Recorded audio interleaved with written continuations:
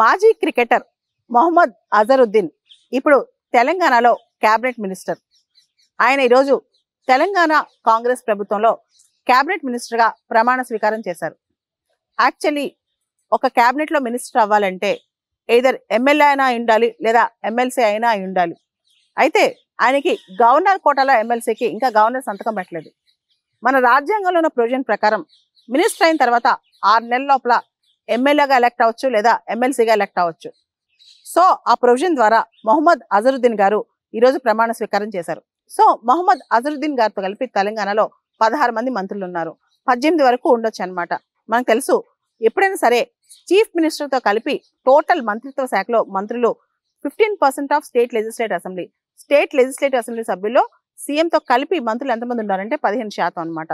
So తెలంగాణలో 18 మంది ఉండొచ్చు. ఇంకా 2 వేకెన్సీస్ ఉన్నాయి, అవి కూడా త్వరలో ఫిలప్ అవుతాయి అంటున్నారు.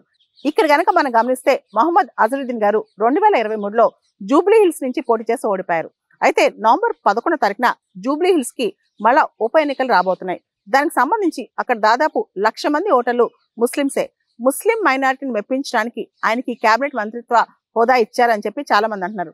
అయితే తెలంగాణ బీజేపీ వర్గాలు మాత్రం జూబ్లీ హిల్స్ ఉప ఎన్నిక జరుగుతున్న తరుణంలో ఇప్పుడు కేబినెట్ మినిస్టర్ గా ఆయనకి ఎందుకు ఇవ్వాల్సి వచ్చింది, ఇది మోడల్ కోడ్ ఆఫ్ కండక్ట్ కి విరుద్ధం కాదా అని చెప్పి ప్రశ్నిస్తున్నారనమాట. అంటే నవంబర్ 11 ఎన్నిక పెట్టుకుని కావాలని చెప్పి ఇప్పుడు ఎక్స్పాండ్ చేశారు కేబినెట్ అని చెప్పి చాలా మంది ముఖ్యంగా బీజేపీ వర్గాలు ఆరోపిస్తున్నాయి. దీనికి సంబంధించి ఇదంతా పక్కన పెడితే మొహమ్మద్ అజరుద్దీన్ చాలా ఫేమస్ క్రికెటర్. ఆయన భారత్ క్రికెట్ టీం కి దీర్ఘకాలంగా కెప్టెన్ గా కూడా వ్యవహరించారు. అయితే ఆయన పైన క్రికెట్ లో మ్యాచ్ ఫిక్సింగ్ స్కాండిల్ కూడా ఉంది. తర్వాత ఆయన ఏపీ హైకోర్టుకి వెళ్ళి ఆయన పైన ఉన్న బ్యాన్ ఎత్తేపించుకున్నారు. ఆయన పైన యాక్చువల్ గా లైఫ్ టైం క్రికెట్ నుంచి బ్యాన్ చేశారనమాట. కానీ ఏపీ హైకోర్టుకి వెళ్ళి ఆ బ్యాన్ ఎత్తేపించుకున్నారు. మొహమ్మద్ అజరుద్దీన్ ఇప్పుడు తెలంగాణలో అఫీషియల్ గా కేబినెట్ మంత్రి అయ్యారు. ఇంకా ఆయనకి మంత్రిత్వ శాఖ అలాట్ చేయలేదు.